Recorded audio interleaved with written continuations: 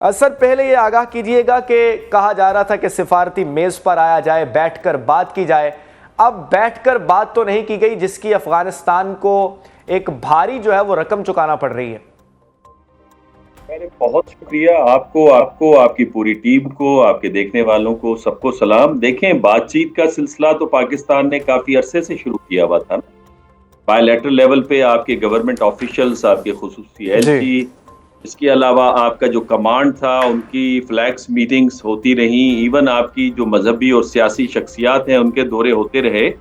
बातचीत से तो मसला हल नहीं हुआ। फिर इसके अलावा चाइना का, रशिया, ईरान के साथ मिल के रीजनल लेवल पे इस मसले को हल करने की कोशिश की गई, तब भी मसला नहीं हल हुआ। इसके अलावा कतर, यूएई और तुर्की ने इसमें अपना हिस्सा डाला, तब भी मसला हल नहीं हुआ। और चंद दिन पहले सऊदी डेलीगेशन आया था जिनको इन्होंने कोल्ड रिस्पांस दिया था। बुनियादी तौर पर ये गेम बायलैटरल लेवल की नहीं है, इसे आप सिस्टेमिक लेवल पे देखें, इसे आप रीजनल लेवल पे देखें। तालिबान एक मर्सिनरी मिलिटेंट ग्रुप है जो कि अभी तक मिलिटेंट ग्रुप की तरह बिहेव कर रहा है, एक रियासत की तरह बिहेव नहीं कर रहा। खित्ते की सतह में आपको मालूम है कि इस वक्त भारत और इजराइल का गठजोड़ आपको नजर आता है, यानी चनकिया और जोशवा फिलॉसफी साथ है। और मजे की बात यह है कि आरएसएस, जो कि कल तक मुतासिर थी हिटलर से, और हिटलर ने फाइनल सोल्यूशन के तहत 40 मिलियन यहूदियों को टारगेट किया था, आज वो आरएसएस किसके साथ गठजोड़ कर रही है? जायनिज्म, ज्यू जायनिज्म के साथ। और मकसद क्या है? मकसद ये है कि पूरे रीजन को रीमैप किया जाए। अब इस रीमैपिंग के अंदर जो रुकावट है वो पाकिस्तान है, तुर्की है, सऊदी अरब है और इजिप्ट है और ईरान है। इनको कैसे बाल्कनाइज किया जाए, इनको कैसे कमजोर किया जाए? भारत का जो मकसद है वो बाल्कनाइजेशन नहीं है। भारत का मकसद ये है कि पाकिस्तान को इस हद तक वीक किया जाए कि इस रीजन के अंदर भारत के अलावा कोई और ऑप्शन नहीं हो। सिस्टेमिक लेवल पे देखें, जो करंट ऑर्डर है इसके अंदर क्योस मफाद में जाता है अमेरिका के, बिकॉज इस करंट ऑर्डर ने रास्ता दिया है नए सेंटर्स ऑफ पावर्स को एमर्ज करने में। तो लिहाजा ये जो ईस्ट वेस्ट कॉरिडोर है और नॉर्थ साउथ कॉरिडोर है, यानी रशिया का और चाइना के जो कॉरिडोर हैं, उसको कनेक्ट ना होने दिया जाए। और पाकिस्तान उसमें ब्रिज का किरदार अदा कर रहा है, बिकॉज पाकिस्तान इस वक्त पिवोट है 3 लैंड मासेस में। वो वेस्ट एशिया है, वो सेंट्रल एशिया है, वो साउथ एशिया है। तो लिहाजा जो डायरेक्ट वॉर है पाकिस्तान से, वो मई 2025 में साबित हो चुकी कि नहीं कर सकते। अफगानिस्तान के थ्रू आना चाह रहे हैं ताकि मजहबी बुनियादों पे, लिसानी बुनियादों पे, माशी और सियासी बुनियादों पे पाकिस्तान के अंदर पोलराइजेशन हो और आर्म फोर्सेस को सपोर्ट हासिल ना हो। लेकिन अल्हम्दुलिल्लाह आपने देखा कि जिस तरह भारत के साथ पूरी कौम आर्म फोर्सेस के साथ थी, आप पूरा मीडिया साथ था, सोशल मीडिया साथ था, आम सियासतदान और सिविलियन साथ थे। आज आप दोबारा देखते हैं कि मजहबी जमातें, बिल्कुल सही है, बिल्कुल सही है सर, पॉइंट आ गया। गजनफर साहब, इस हवाले से जिस तरह मुनव्वर साहब कह रहे हैं कि भारत जो है वो खित्ते में अपनी बालादस्ती चाहता है, बालादस्ती में रुकावट पाकिस्तान है, जिसके साथ सऊदीया और इजिप्ट भी खड़े हैं। आप क्या समझते हैं कि पाक अफगान की जो ये जंग है, इसमें भारत कभी खुलकर सामने आने की कोशिश करेगा? खुल के सामने आने की क्या बात है? देखिए, खुल के तो सामने आ गए। कल आपने नेतन्याहू की और नरेंद्र मोदी की कैंसेट में जो उन्होंने स्पीच की है वो नहीं सुनी। वहां पे उन्होंने एक लफ्ज बार इजराइल ने नरेंद्र मोदी को वो अवार्ड दिया जो उन्होंने, सबसे बड़ा अवार्ड है जो उन्होंने ट्रंप को भी नहीं दिया। तो वो क्यों दिया, क्या वजह उसकी? और इससे पहले गोल्डा मेयर ने, और इससे पहले आपको याद है बिन रायन ने क्या कहा था? उसने कहा था कि हमें दुनिया में सिर्फ एक मुल्क से खतरा है, दुनिया में 2 मुल्क भी हैं जो आइडियोलॉजी पे बने, एक इजराइल है और दूसरा पाकिस्तान है। तो हमें पाकिस्तान से खतरा है और हम भारत को भी कहेंगे कि आपको दुनिया में अगर किसी मुल्क से खतरा है तो वो पाकिस्तान है। अब ये दोनों का जो कॉमन एनिमी तो पाकिस्तान बन गया। इसीलिए कल जो तकरीर हुई है उसके अंदर उन्होंने बारहा रिपीटेडली रेडिकल इस्लाम का लफ्ज इस्तेमाल किया कि हम रेडिकल इस्लाम के खिलाफ जो है हम मिल के लड़ेंगे। और दूसरा, नरेंद्र मोदी ने कहा कि तमाम के तमाम यहूदी जो है वो प्रोटेक्टेड है इंडिया में। फिर उन्होंने कहा कि हम पाकिस्तान के खिलाफ भारत को हर किस्म की इमदाद प्रोवाइड करेंगे।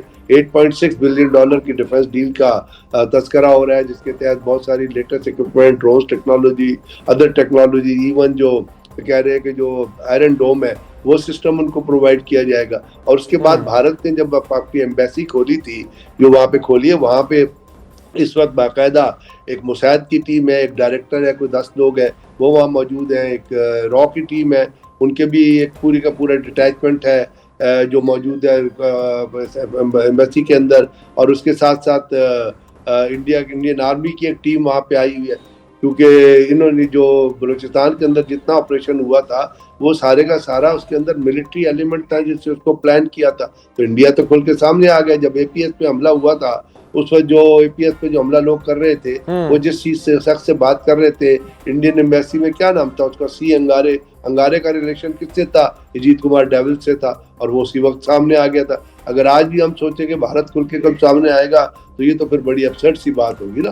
भारत ने तो अपनी इंटेंशन क्लियर कर दी है। नहीं सर, मैं इस तरह खुलकर सामने आने की बात कर रहा हूं कि बाकायदा अफगानिस्तान के साथ मिलकर जंग का ऐलान करना, हमने पहले भी उनको सिखाया है कि जंग जो है वो हमारे साथ नहीं लड़ी जा सकती।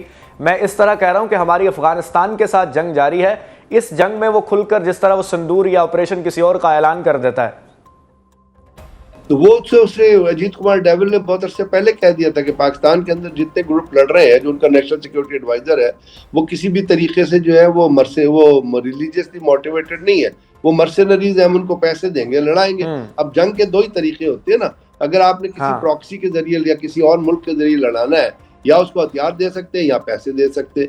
यहाँ तो वो हथियार भी दे रहे हैं, पैसे भी दे रहे हैं, मैन पावर भी दे रहे हैं, प्लानिंग भी दे रहे हैं, और यही जो है इजराइल भी कर रहा है। तो पाकिस्तान इस वक्त 2-3 मुल्कों से तो डायरेक्टली लड़ रहा है, एक भारत है, एक इजराइल है, और अफगानिस्तान दहशतगर्दी का बहुत बड़ा मरकज है। कल आपने रशियन रिपोर्ट नहीं पढ़ी जो उनकी फॉरेन मिनिस्ट्री की रिपोर्ट आई है, उसने क्या कहा कि 30,000 दहशतगर्द अफगानिस्तान के अंदर मौजूद है, जिसको अफगानिस्तान की ये जो क्राइम सिंडिकेट है, ये स्मगलरों की जो लोग बैठे हुए टॉप पे, ये क्रिमिनल्स हैं जो those who are worse than vultures, बदबू आती है इनके जिस्मों से, ये वो खारजी हैं जिनको जहन्नुम हासिल करने का इस्लाम ने हुक्म दिया है। ये ना मुसलमान है, ना ये मुनाफिकीन है, ना इनको दुनिया का पता है, ना इनको दीन का, ये वो है जो पैसे पे बिकते हैं। इसीलिए किसी अमेरिकन ने अफगानिस्तान के बारे में कहा था ना कि they can sell their mother for the money, and they are selling their mother for the money now. पहले ये अमेरिका के पैसे डॉलर खाते थे, उनके जूते चाटते थे, अब ये इंडिया के जूते चाटते, उनके सामने लंबे लेट गए कि जो कुछ कर रहे हैं हमारे साथ कर लो। इजराइल को इन्होंने अपना अपना बाप बनाया हुआ है, और नरेंद्र मोदी ने वैसे ही ईरान को, इजराइल को अपना बाप बना दिया। और ये बिना बाप के बच्चे जो होते हैं, जो हिटलर था या नरेंद्र मोदी है, नेतन्याहू है, ये दुनिया में तबाही बर्पा करते हैं। तो हर चीज अब पाकिस्तान के लिए खुल के it has become on a clean, it has become on a straight कि कौन कौन से मुल्क हैं, वो क्या क्या काम कर रहे हैं, क्या क्या हथियार इस्तेमाल। अब अमेरिका जो $10 बिलियन के हथियार छोड़ के गया था अफगानिस्तान के अंदर, आप मुझे बताइए वो क्यों छोड़ गया? अमेरिका इतना बेवकूफ है, उनकी डीप स्टेट इतनी बेवकूफ है। आज भी CIA is total connect with Afghan Taliban, और वहां पे CIA जो अफगान तालिबान को पूरी की पूरी 100% डायरेक्शन प्रोवाइड कर रही है। ऐसे तो नहीं पाकिस्तान के खिलाफ जो है एक तरफ आप एक नैरेटिव लेते हैं, दूसरी तरफ आप दूसरा नैरेटिव। असल जो चीज काउंट होती है लफाजी काउंट नहीं होती, अल्फाज काउंट नहीं होते, स्टेटमेंट्स काउंट नहीं होते, वो तो खोखले होते हैं।